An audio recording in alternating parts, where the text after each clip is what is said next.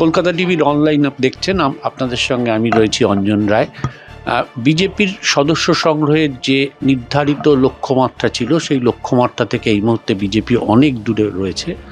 প্রথমে ছিল 30শে নভেম্বরের মধ্যে 1 কোটি সদস্য সংগ্রহ করতে হবে এই রাজ্যে।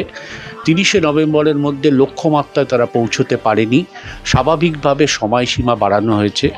আমরা যতদূর জানতে পাচ্ছি এখন পর্যন্ত 27 লক্ষ সদস্য সংগ্রহ হয়েছে, যদিও বিজেপি বাইরে বলছেন যে তারা 30 লক্ষ ক্রস করেছেন, 32 লক্ষ মতন তারা করতে পেরেছেন। কিন্তু বিষয়টা হচ্ছে যে ইতিমধ্যে এই নিয়ে কিন্তু দলের মধ্যে প্রশ্ন উঠে গেছে যে এই যা সদস্য সংগ্রহ হয়েছে তা কতটা সঠিক আর কতটা জল মেশানো, এই নিয়ে কিন্তু বেশ বিতর্ক জমে গেছে।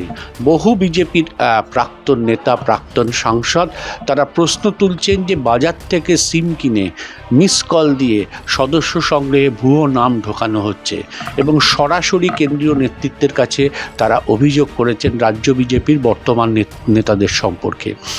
এই মুহূর্তের যা পরিস্থিতি সেটা হচ্ছে নভেম্বর মাসে তারা লক্ষ্যমাত্রায় পৌঁছতে পারেনি, ফলে আরও 15 দিন কেন্দ্রীয় নেতৃত্ব বাড়িয়েছেন। 15 দিনেও এখনও পর্যন্ত তারা পুরোটা কমপ্লিট করতে পারবে বলে মনে হচ্ছে না, ফলে আরও 15 দিন এক্সটেনশন করে 31শে ডিসেম্বর অবধি রাজ্য বিজেপিকে সময় দেওয়া হয়েছে। তাতে দাঁড়িয়েছে 32 লক্ষ, টার্গেট 1 কোটি। এই যে এতটা গ্যাপ, এই গ্যাপ কীভাবে মেটাবেন সেটা বিজেপির নেতৃত্বও জানেন না, রাজ্য নেতৃত্বও জানেন না।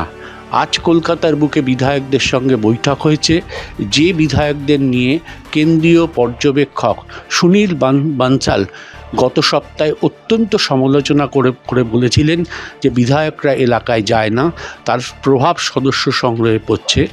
গত সোমবার দিল্লিতে সাংসদদের নিয়ে বৈঠক করে সুনীল বানসাল নির্দেশ দিয়েছিলেন যে এলাকায় যান, যদি এলাকায় না যান তাহলে কিন্তু সদস্য সংগ্রহ হবে না। ফলে এই সমস্ত চিত্রের মধ্যে দাঁড়িয়ে বিজেপি এই মুহূর্তে সরকারিভাবে 32 লক্ষ, বেসরকারিভাবে 29 লক্ষে দাঁড়িয়ে আছে। লক্ষ্য বা টার্গেট হচ্ছে 1 কোটি। আদৌ কি তারা পৌঁছতে পারবে? 31শে ডিসেম্বর এই মুহূর্তে সময়সীমা। এই সময়সীমায় তারা যদি পৌঁছতে না পারে তাহলে রাজ্য বিজেপির সাংগঠনিক দিক দিয়ে চূড়ান্ত ব্যর্থ সেটা প্রমাণ হবে। আসলে সদস্য সংগ্রহ করতে গেলে যে এলাকার সংগঠন লাগে, বুথভিত্তিক সংগঠন লাগে, সেইটা কার্যত বিজেপিতে নেই। তারই প্রভাব পড়ছে সদস্য সংগ্রহের ক্ষেত্রে এবং সেটা কেন্দ্রীয় নেতৃত্ব বারবার অনুভব করছে।